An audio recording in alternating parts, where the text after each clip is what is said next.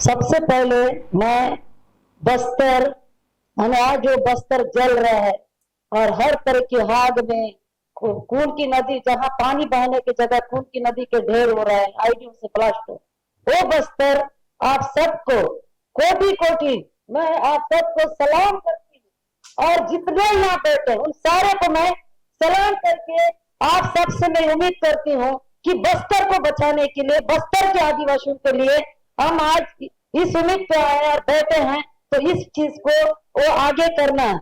लेकिन मैं जो बस्तर में जो चीजें हो रही है, इतने दिनों से, इतने सालों से चर्चा कर रहे हैं, लेकिन आज मुझे इस बात का ऐसा लगने लगा कि अब बस्तर में एक शांति वार्ता की जो बात आई है, उस शांति वार्ता के लिए आज जो पहली बार मैं इतने साल, मतलब मैं 20 सालों में कई बार यहाँ मतलब हैदराबाद में आई, लेकिन ये पल नहीं देखी। लेकिन आज आप सबको इस एक मंच में इतने सारे मैंने साथियों को देख के आज कहीं ना कहीं इस बात की थोड़ी सी उम्मीद जग रही है कि बस्तर में शांति वार्ता होना चाहिए, हर पल होनी चाहिए। क्यों? क्योंकि कितने सालों से सलवा जुड़ूम आया, सलवा जुड़ूम के समय भी कितने वहां पर लोगों को, घरों को जलाया गया, बलात्कार किया गया, ये सब चलते ही आ रहा और सरकार को कोई फर्क नहीं पड़ता। लेकिन हम पहले की बात, जो 10 साल पीछे में की बात मैं नहीं करूंगी, 10 साल पीछे जाएंगे तो वही चीज होते आया है, वो चीजें चलती आई है।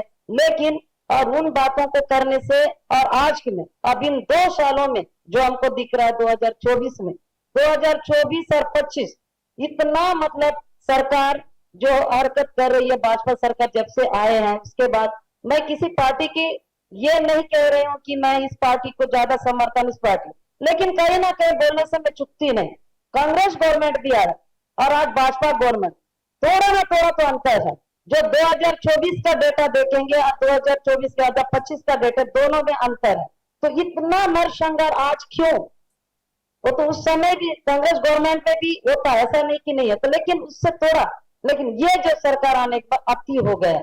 और आज जब शांति वार्ता की बात जब कर रहे हैं, पता है सरकार क्या वहां पर हमारे लोग आदिवासी को क्या भड़का रही है? सरकार ये भड़काने की कोशिश कर रही है, देखो हैदराबाद से जो लीडर है उनको मौत के घाट उतारने से अब शांति वार्ता की बात आ रही है, ऐसा करके वहां के लोगों को भड़का रहे हैं। और वहां की कम्युनिटी किसी तरह की बात को लेके आगे ना स्टेटमेंट दे रही है, चाहे मैं हूं चाहे और भी लोग हैं, कोई समुदाय बाहर आके अपनी बात नहीं रख रहे, लेकिन उनके उनके अंदर जाके उनको कैसे समझाना, कैसे कहना, ये हम सबको जो मंच में बैठे इन सारे लोगों को जाके इस बात को बस्तर में रखनी पड़ेगी। क्योंकि उनको लग रहा है कि नहीं, हैदराबाद के जो लीडर मारे जा रहे तब शांति वार्ता की बात आ रही है, लेकिन मुझे लगता है ऐसा नहीं है। क्योंकि ये तो आज लीडर मरने की बात नहीं, वहां के आदिवासी भी मर रहे हैं, यहाँ के लोग भी मर रहे हैं, लेकिन यहाँ की लीडर अगर बस्तर को वहां पर अगर जंगल बचाने के लिए अपनी बंदूकें लेके वहां लड़ रहे हैं, तो क्या गुनाह रहा, क्या तकलीफ रहे? तो आज सरकार इस बात को क्यों कह रही है कि लीडर, देखो हमको किसी तरह का भेदभाव और ये सब चीजें में नहीं, लेकिन हमको चाहिए बस्तर की में शांति वार्ता, चाहे वो हैदराबाद के लीडर की ये हो रही हो, चाहे झारखंड की हो, छत्तीसगढ़ की हो, कहीं से भी, लेकिन शांति वार्ता। क्योंकि बस्तर भी एक भारत का एक हिस्सा है, हम आदिवासी भी एक भारत के हिस्से हैं, लेकिन वहां पर अगर नक्सल के नाम से, नक्सल मूवमेंट के नाम से आज वहां इस तरह से जो मौत हो रही है, घरों से निकाल के मार रहा है, इतना उसको तकलीफ दिया जा रहा है, आखिर क्यों? इंसान को क्यों क्यों मारना चाहिए, किस वजह से मारना? अगर कोई पकड़ा जाता है तो उसको कोर्ट में ले जाना चाहिए। अभी देखिए कितना, तोरका में 6 लोग, करचोली में 14, पुड़िया में 12, गमपुर में 30, मुदवेदी में 1 बच्ची, नेशनल पार्क परसेगढ़ में 31 लोग, और फिर उसके बाद 3 कांकेर में जहां शंकर राजी हुए थे वहां पर 29, राजनांदगांव में 40 के लगभग, नारायणपुर मार्ग क्षेत्र में 10, अभी कोंडा गांव में अभी फिर से हुआ है 3, ऐसा तो कुछ लगभग डेटा में बता रही। इतने तादादों में यही 2025 और 24 के लास्ट स्टेज में इतने लोगों को मारा गया और इतने को गोलियां सीधा चला रही, और वो भी यह सबको देश में बता रहे हैं कि नहीं वहां बहुत बड़ी मुठभेड़ हो रही है। अरे उस समय तो लोगों को पकड़े जाते हैं, पकड़ने के बाद उसको मारा जा रहा है, गोली चलाई जा रही है, आखिर क्यों? उनको तो पकड़ के जेल में ले जा सकते हैं ना, कोर्ट तक पेश कर सकते हैं ना, दम है तो कोर्ट के आधार पर उनको सजा दिला सकते हैं, फांसी दिला सकते हैं, लेकिन गोली चलाने का अधिकार किसने दिया? इस तरह से गोलियां क्यों चल रही है? क्यों चलाना चाहिए? हमारे क्या शांति वार्ता क्यों नहीं हो? अगर दो बंदूकधारी, सरकार भी बोली शांति वार्ता करेंगे, नक्सल मूवमेंट भी कह रहे, पार्टी भी कह रही है कि हम शांति वार्ता करें, अब दोनों के बीच में शांति वार्ता की बात आगे आई है। अब नक्सलवाद तरह से बात हो रही है कि हमारी शर्त, अब सरकार क्या ये कर रही है, बोल रही है कि हम शर्त को नहीं मानेंगे। अगर उनकी शर्त को नहीं मानेंगे, लेकिन इस बीच में ये दोनों के बंदूकधारी के बीच में आम आदिवासी का समुदाय वहां है जो सबसे ज्यादा, उनकी जंगल, जमीन, घर, बच्चे सब छीना जा रहा है, उनकी कोई चीज, उनका वहां का रहने वाला जमीन पर भी बारूदों का ढेर बिछाया जा रहा है। तो ये कम्युनिटी जो है, ये बस्तरवासी है, ये जो आदिवासी है, इसके बीच में जो बंदूकों के बीच के जो समुदाय है, इस पर हमको जाके सीधा उनको प्यार करने की जरूरत है और उनको भी प्यार करके इनके साथ लेने की जरूरत है। जो मैं मंच में जितने जो हमारे पॉलिटिकल लीडर हैं और भी संगठन के जो आए हैं, इनसे मेरा उम्मीद करती हूँ कि ये टीम बस्तर में जाके उनको कैसे एकजुट किया जाए, क्योंकि वहां के लोग देख रहे हैं कि हमको कहां से ताकत मिलेगी जिससे हम अपनी आवाज उठाएंगे। जब तक आप जैसे लोग, यहाँ से साथी लोग वहां जाके नहीं कर पाएंगे, आसान नहीं है बस्तर के लिए शांति वार्ता की बात वहां करना, जो हमारे आदिवासी की बात कर रहे, क्योंकि दोनों बंदूकधारी तो अपना बोल दिए। अगर इस बार ये जो अवसर आया है शांति वार्ता, इस शांति वार्ता के लिए अगर आप लोग उसी तरह पूरी बहुत एक बड़े लेवल पे इस बात को नहीं मनाएंगे, नहीं करेंगे, आप अंदाजा भी नहीं लग सकते बस्तर अब बचेगा नहीं, बस्तर के लोग बचेंगे नहीं, क्योंकि सरकार अपनी वो कहेगी कि मैं, हम तो शांति वार्ता के लिए बोले थे, और माओवादी भी बोलेंगे, वो भी बोलेंगे, हम भी शांति वार्ता की बोले। अब वो दोनों के बीच की बातें हम सुनते रहेंगे, आप लोग सब सुनते रहेंगे, जो वहां के रहने वाले आदिवासी भी खामोश रहेंगे, वो भी यही बोलेंगे कि नहीं, आप कहाँ से शुरू करें। तो उनको ताकत देना, उनको जगाना, उनको साथ जोड़ना, और उसके बाद वहाँ कैंपिंग चलाना चाहिए, वहाँ हर घर, हर बच्चा, हर बूढ़ा, हर कोई को शांति वार्ता की बात वहां निकालना चाहिए। वो निकलेगी, लेकिन मुझे उम्मीद है, विश्वास है कि वो होगा। पर जो यहाँ इतनी ताकत दिखा रहे हैं, इतना यहाँ का जोश है, ये जोश हम बस्तर में कैसे ले जाए, छत्तीसगढ़ में कैसे ले जाए, ये हम सबको सोचने की जरूरत है कि वहाँ हम कैसे इस बातों को रखें, क्योंकि शांति वार्ता तो होना ही चाहिए। देखिए, ये मतलब कहना चाहिए मेरे को, अब बस्तर को उस नजरिया से मैं देखती हूँ, एक दिल्ली में जो निर्भया एक कांड होने से पूरा भारत देश जग गया, पूरी भारत हिल गई, तो क्या बस्तर में जब इंसान को मारने वाला बस्तर बनाया जा रहा है, उनकी हत्या करने वाला बस्तर बनाया जा रहा है, तो क्या उसके लिए क्या पूरा हिंदुस्तान, भारत नहीं जग सकता? क्या पॉलिटिकल लीडर, कई तरह के जो संगठन साथी, क्या बस्तर के लिए आवाज नहीं उठाना चाहिए, नहीं करना चाहिए? अगर हमारे बस्तर के लोगों अगर आवाज नहीं उठा पा रहे, क्या वजह है, क्या कारण है, क्यों ऐसा नहीं बन पा रहे, एक साथ क्यों नहीं, ये सब आप लोगों को, हम सबको सोचने की जरूरत है वहां। क्योंकि कई बार देखिए, मैं हमेशा यही कहती हूँ कि बस्तर की जो लड़ाई है, मैं 2011 में मेरा जेल जाना, और 2014 के बाद मैं जब रिहा होने के बस्तर को, हमने यही सोच के जेल से बाहर आया, ये अब हमारी लड़ाई, हम अब बस्तर के लिए, हमारी हर जिंदगी, हर सांस बस्तर के आदिवासी, खुद मेरे आदिवासी और वहाँ के जो जल जंगल के लिए है, और उसी के लिए हमको लड़ना। तो मैं वहां पर लोगों को समझाने की कोशिश कर रही हूँ, ये बातें नहीं होना चाहिए कि हैदराबाद की, झारखंड की, वहां के लीडरों को मारा जा रहा है तो इसलिए उधर से आवाज नहीं, ये समय आ चुका है बस्तर में शांति वार्ता का, और इसको हमको सबको मिलके करना चाहिए। तो बहुत सरकार अपने आप को जीतने के लिए भड़का रही है ना, ऐसा नहीं है कि वो लोग ऐसे, वो भी चाहते हैं, वो जंगल में रहने वाला आदिवासी भी चाहता है, वो तो रोज मर रहा है, रोज कट रहा है, रोज उनकी जिंदगी पूरी तबाह होके गई। आज जो कह रहे हैं कि बीजापुर जिला, एक जिला ऐसा है जहां नंदराज पहाड़ के लिए भी लड़ा गया था, अडानी का जो वहां पर पूरा घेराव करके अडानी को घुसाने के, जो वहां लगभग आज पूरा चारों तरफ से पहाड़ के किनारे किनारे जितना पूरी फोर्स लग चुकी है, 12-13 जो मुदगंडी, सवलना, तोड़का, करचोली, वो इलाका को पूरा किया, कितनी कैंप वहां क्यों जरूरत?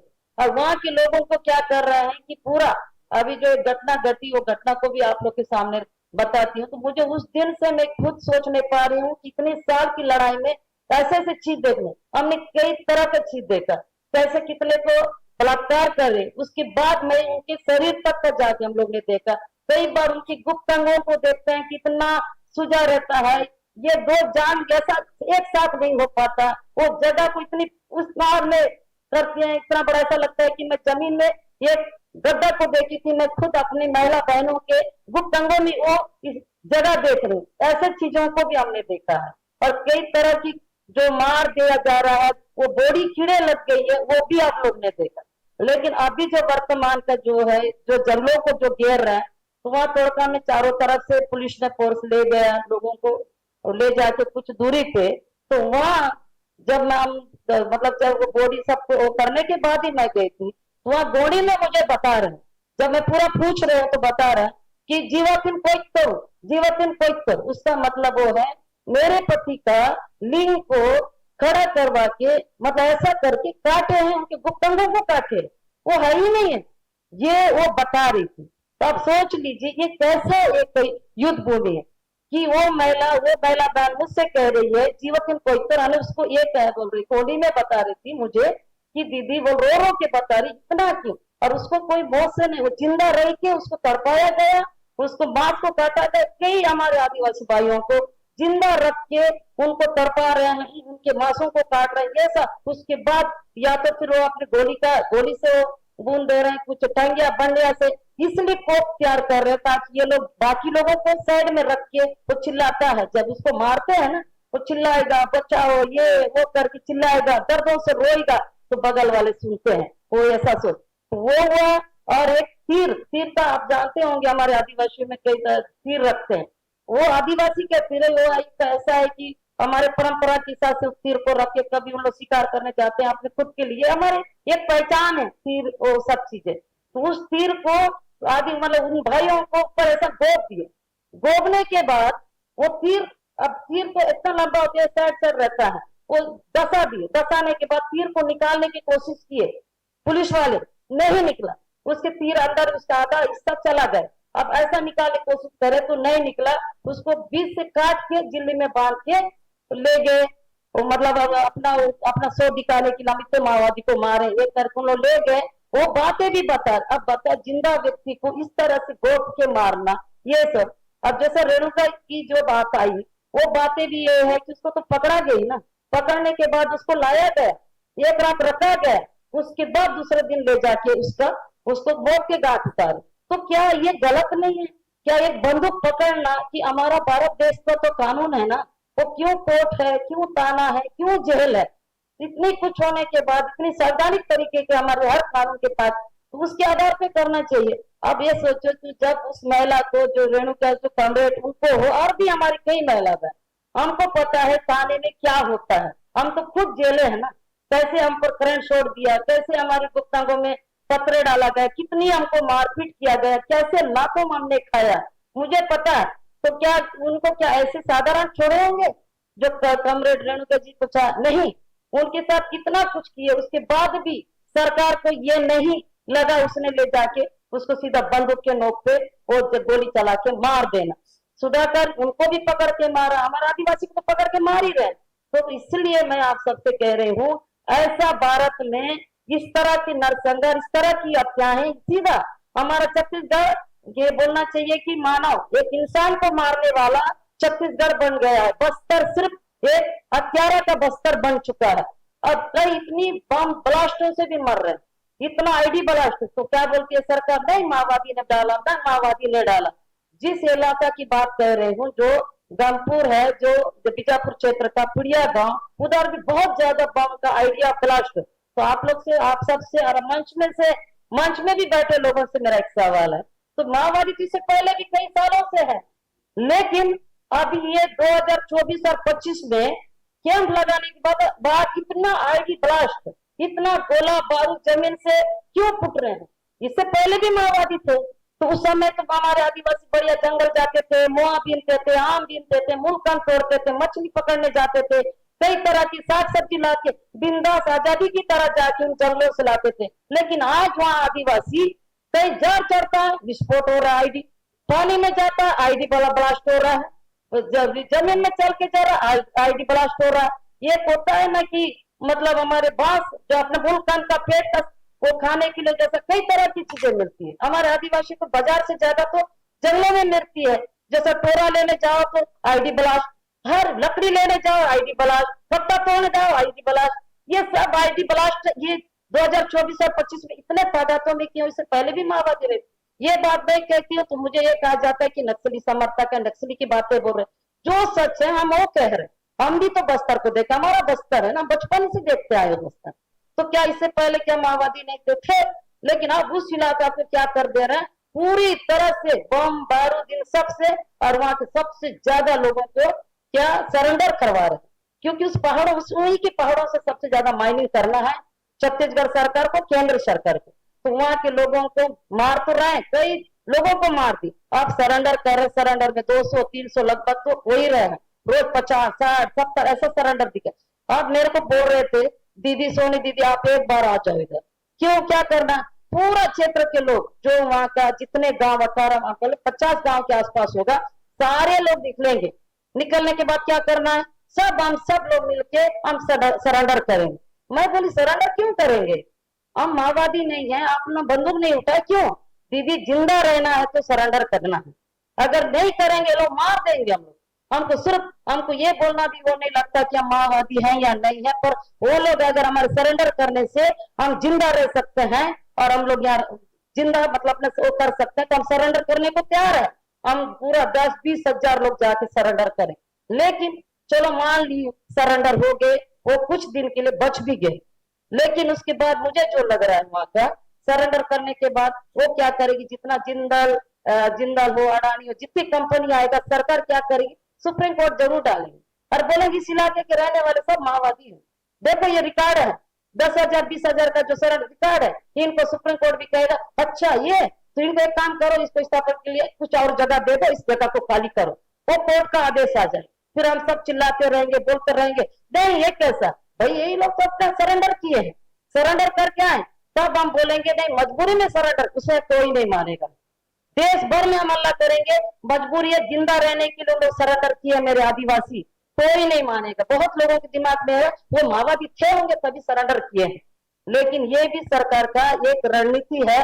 तो इसलिए हमको शांति वार्ता का सख्त जरूरत। अगर माओवादियों ने 2 शर्त रखा तो हमारा हमारा जो कम्युनिटी है, हम बोल रहे हैं कि 5वीं अनुसूची, पैसा कानून, ग्राम सभा, ये सारा हमारे अधिकार में दे, हम लोग को भी बोलना चाहिए, लेकिन आप सबके बिना, आप सबके साथ के बिना नहीं।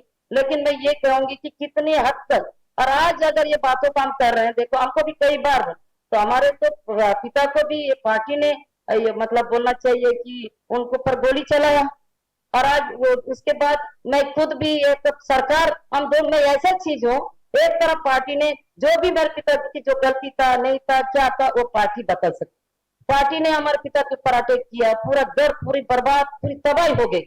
एक तरफ सरकार मुझे ले जाती है, मेरी जिंदगी को पूरी तबाह की। अब इन दोनों के बीच में बाप बेटी कैसे पीसे? मैं अपने पिता को समझाती थी, पिता मेरे को बोलते थे मेरे को पार्टी वाले गोली क्यों मार, मैं मेरे पिता को बोलती थी मेरे को सरकार ने ऐसा क्यों किया। हम दोनों बाप बेटी में कैसे लड़े होते। अभी 2024 में मेरे पिता की डेथ हुई, उसके बावजूद भी हमारा ये कहना कोई कि हमको चाहिए बस्तर, चाहे मेरे पिता के ऊपर कितनी गोली चली, चाहे सरकार मेरे साथ क्या कर रही है, पर इन दोनों के बीच में बातचीत करने का अवसर आ गया है। तो हमको चाहिए बस्तर, बस्तर के लोगों को जिंदा रखना, बस्तर का पेड़ों को जिंदा रखना, वहां की जल जंगल को वो करना। तो मुझे आप सबसे एक उम्मीद है कि बस्तर को कैसे, अगर इसको बातचीत के लिए करना है तो सबसे ज्यादा बस्तर के जमीन स्तर के लोग, चाहे वहां की कम्युनिस्ट पार्टी, चाहे कांग्रेस पार्टी हो, सामाजिक संगठन है और भी कुछ है हमारे सर्ववादी, उन सबको लेके एक ऐसे मूवमेंट तैयार करेंगे। और हमको इस जंग में जीतना है तो हमको खुद को खड़ा होना पड़ेगा, तब जाके बातचीत होगी। अगर इसमें अगर हम नहीं कर पाए, आप लोगों का आज मैं कह रही हूँ, आप सबको कह रही हूँ, हमारे पास तरफ नहीं बचेगा और पूरी तरह से, क्योंकि सरकार यही बोल के जीत जाएगी, वहां से नहीं कर पाएंगे। हम तो बातचीत के लिए तैयार थे, कोई सुना तो माओवादी की गोली भी हमारे ऊपर चलेगी, इधर की गोली भी हमारे ऊपर चले, गोली किसकी चली नहीं पता, ये होने वाला। इसलिए आप सबसे मेरा रिक्वेस्ट है और आप लोगों को मैं एक मतलब अपील करती हूँ कि बस्तर को अगर सच बचाना है और उतरना है, क्योंकि अगर हमारी आवाज से वहाँ की मानवता और वहाँ की जल जंगल जमीन, वहाँ पेट में रहने वाला बच्चा आज वहाँ गोला बारूद की आवाज सुनता है, और वो कहते हैं कि मैं एक बार एक जगह जाके रुकी थी, वो पेट की महिला थी 8 महीना की, तो मैं वहां पर मैं उठ गई 2 बजे रात को, आईडी ब्लास्ट हो रहा था, पुलिस वाले फेंक रहे थे पूरा ऐसे बम, पूरा पेड़ों में जंगलों में, तो मैं वो एक उठ के बैठ गई, तो वो महिला बहन बोलती दीदी आप क्यों उठे? मैं बोले क्या हो रहा है? ये तो रोज का काम, देखो मेरे बच्चे को आके छुओ, मेरा बच्चा भी जग गया। जब बस्तर में पेट का में रहने वाली माँ का वो बच्चा जग के उस ब्लास्ट को सुन रहा है, उस बारूद बम की महसूस कर रहा है, वो बस्तर बन चुका है। इसलिए उस बस्तर को बचाने के लिए बातचीत से अच्छी तरीका कुछ नहीं, हम लोकतंत्र तरीके से संविधान की उस पर आके बात करना चाहिए। और मैं लास्ट में आप सबको एक नमन करती हूँ कि बस्तर को बचाना और बस्तर को हर तरफ और किसी भी हद तक, क्योंकि रोज उनको काट काट के मारा जा रहा है। महिलाओं के साथ इतना तब तक बलात्कार करते हैं जब तक महिला नहीं मरती। ऐसे भी केसेस आए, तब तक मारा जाता है कि उसका बलात्कार करते रहेंगे, वो चीखते रहेगी, चिल्लाते रहेगी, जब मर गई उसके बाद उसको फिर या गोली चला देंगे या फिर जिले में ढक के बोलेंगे 2 लाख का इनामी, 3 लाख का इनामी। ये ऐसा कभी नहीं है कि बस इतना वहां पर स्थिति खराब हो चुका। इसलिए शायद माओवादी पार्टी ने कहा है कि हम बातचीत के लिए आगे आएंगे, हम करेंगे। और लोगों का कहना है कि इससे पहले माओवादी ने बातचीत क्यों नहीं किया, तो सवाल उसके पहले क्यों नहीं किया वो नहीं है, सवाल ये है आज हमको बातचीत के लिए दोनों बंदूकधारी आगे बढ़ चुके हैं, तो हमको बातचीत के लिए हम सबको एक भारत के वो नागरिक और वो हमारे साथी सब मिलकर करना चाहिए, जिससे लाखों आदिवासी को बचाएंगे तो लाखों हमारे पहाड़ और पर्यावरण सारा बचेगा। वो आप सब के लिए, हम सब के लिए, देश के लिए वो बहुत बड़ा एक रूप होगा, बहुत अच्छा होगा। तो मैं आप लोग से ये उम्मीद करती हूँ और बस इतना कह के और इसके आगे और जो रणनीति बनना है वो बना लेना चाहिए। लेकिन आपके सब मंच के जितने साथी आए सबसे मेरा निवेदन है कि बस्तर को बचाने के लिए आप लोग आए, क्योंकि हर पल हम वहां पर तड़प तड़प के जी रहे हैं। ऐसा नहीं है कि कोई ऐसे दिन है कि दीदी आज यहाँ गोली चला, दीदी आज हम तो ये करे, कोई कपड़े उतार रहा है, कोई कपड़ों को निकाल के बताते हैं कि ऐसा कर रहे हैं। वो ये बोलते हैं ना, मणिपुर में एक घटना हुआ, मैं एक बार महिला बता रही थी, उस मणिपुर जैसा घटना बस्तर में भी होता, पर ये है बताते नहीं है, और बताते हैं तो वहां से पेपर से बाहर आप लोग के आता नहीं। वो महिला बता रही थी मुझे ऐसा करके मेरे को इतना कपड़े में पूरा मेरे को जंगल में घुमाए हैं। ये करचोली की बात है, वो सुनीता जो कोटा में, वो आज जेल में गई। अब बताइए उस महिला का ये कुछ कपड़े नहीं, बस ऐसा बांध के उसको घुमाया गया। ऐसे इस स्थिति से सामना करना पड़ रहा। तो ये बातचीत से सबका आत्मसम्मान, सबका इज्जत, सबके जाने, सबके बच जाएंगे। बस नहीं है।